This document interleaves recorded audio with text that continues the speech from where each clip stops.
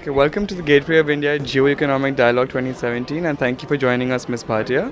My first question for you is, what do you think has been the real impact on the global financial sector in the recent wake of the Panama Papers and the HSBC files? Well, I think the one key impact has been on the financial sector has been that they've had to open themselves up to more transparency. The financial sector has been used to operating in a certain way, and most of the rest of the world, in particular the tax authorities, don't know how this is happening.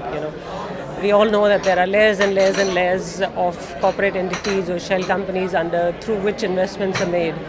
But what this crisis has done is exposed to the world that this kind of secrecy is not really acceptable, and the common man also talks about it and talks about the fairness of it all. So all of these events that have happened, and it just didn't happen just with the Panama Papers, but there's been move towards it for the last few years, especially since the financial crisis, and that is that the financial sector is forced to now adopt new norms of transparency, of knowing who the beneficial owners are, and sharing that information. And the big move in that sense will be automatic sharing of financial account information. And I believe the banks and financial institutions all over the world are adapting themselves to this change. And within this year, in 2017, governments will start getting that information, and in 2018 as well. So there's a different way in which they will be operating. That is, that they can't rely on secrecy, but they can do their business and have a level playing field. But secrecy is not the element which is at play here. And international financial regulators are creating an automatic global tax information sharing network to counter tax evasion and avoidance.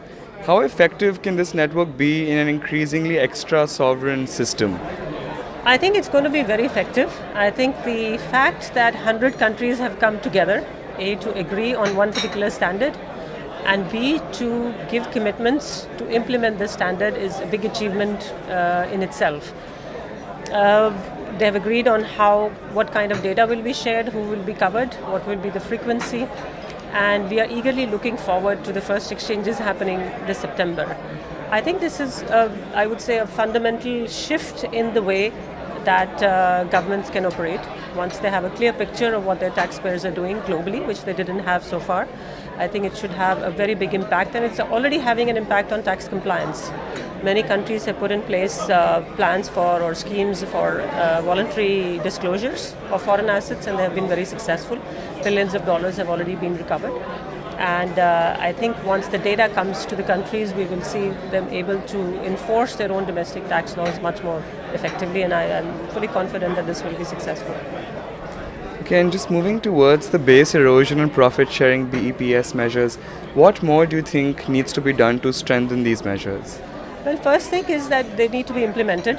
There are 94 countries that have agreed to implement the BEPS package, which comprises of 4 minimum standards. So firstly is countries should be implementing this, and which includes country-by-country reporting of where the multinationals make their profits, where the employees are, where they pay their taxes. So that's one of the measures there. There's also a measure on exchanging tax rulings, which countries do.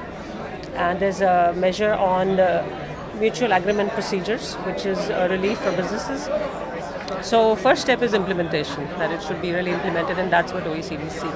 Second is there are some areas that are still left where discussions between all of these countries are happening, and one area of that is the digital economy. There's a digitalization of the economy, and how do tax authorities tackle with that? So there are some areas where the standard setting work is still ongoing, and that is where the 94 countries, and hopefully more, will come together to agree on standards and in future implement it.